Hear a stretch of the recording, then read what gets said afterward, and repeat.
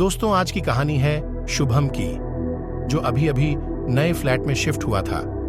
शुभम अभी तक अकेला ही इस फ्लैट में रह रहा था। उसके पेरेंट्स अभी गांव वाले घर में ही थे। वो जल्द ही उनको भी यहां बुलाने वाला था।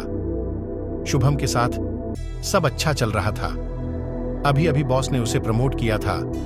वैसे वो एक कंप्यूटर प्रोग्रामर था। शुभम जैसे ही बिल्डिंग की पार्किंग में गया तो चौकीदार ने पूछा, साहब, आप फ्लैट नंबर 203 में शिफ्ट हुए हैं ना? शुभम ने मुस्कुरा के जवाब दिया।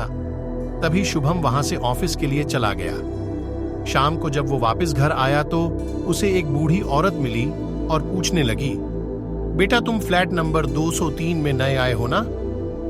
शुभम को अजीब लगा।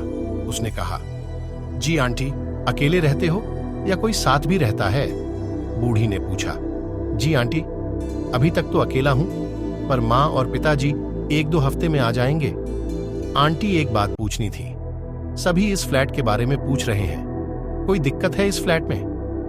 नहीं बेटा, वैसे तो कोई बात नहीं। बस तुम अपना ख्याल रखना और हनुमान चालीसा का पाठ करते रहना। घर में मंदिर है या नहीं? बूढ़ी ने पूछा। आंटी, अभी तो नहीं। तो बेटा जल्दी ले आओ और प्राण प्रतिष्ठा पंडित से करवा के मंदिर स्थापित करवा लो।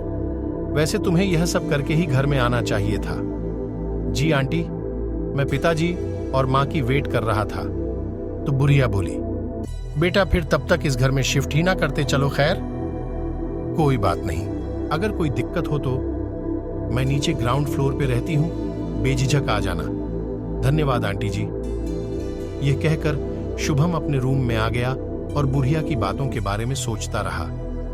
आज दोस्तों ने प्रमोशन की खुशी में शुभम से पार्टी मांगी थी, तो तीनों दोस्त पार्टी करने के लिए एक रेस्टोरेंट में गए। खूब चहल पहल थी वहां। तीनों ने पहले खाना वगैरह खाया, फिर वहां से वो सनसेट का नजारा देखने चले गए और बातें करने लगे। तभी एक दोस्त बोला, यार, मल्टीप्लेक्स में हॉलीवुड हॉरर मूवी लगी है, देखने चले? दूसरा दोस्त बोला, हाँ, पर टिकट शुभम बुक करेगा। तभी शुभम बोला, हाँ भाई हाँ, पार्टी जो चल रही है, रुको देखता हूं सीट्स अवेलेबल है भी या नहीं। अरे मेरा फोन कहां गया? शुभम परेशान हो गया। उसका फोन उसकी जेब में नहीं था। फिर तीनों उसका फोन ढूंढने लगे। जहां जहां वो गए थे सभी जगह देखने लगे। शुभम वॉशरूम में गया, वहां भी फोन नहीं था। तो तीनों रिसेप्शन पे गए और उनसे पूछा कि किसी स्टाफ को फोन तो नहीं मिला। तो इतने में रिसेप्शनिस्ट ने कहा, आप नंबर डायल करके देख लें।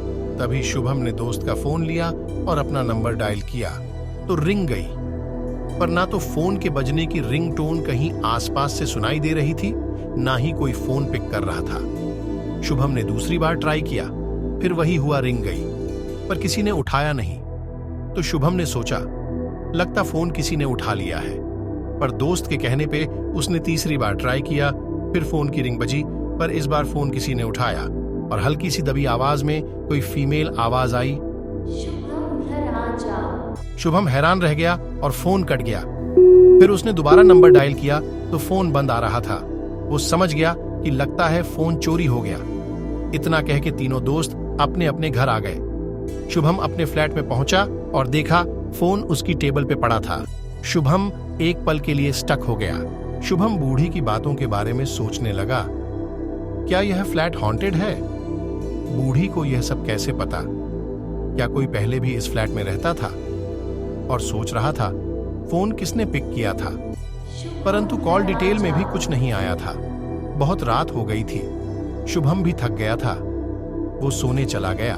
दोस्तों, ये कहानी आपको कैसी लगी हमें कमेंट करें और ऐसी मजेदार शॉर्ट स्टोरीज के लिए हमें सब्सक्राइब करें।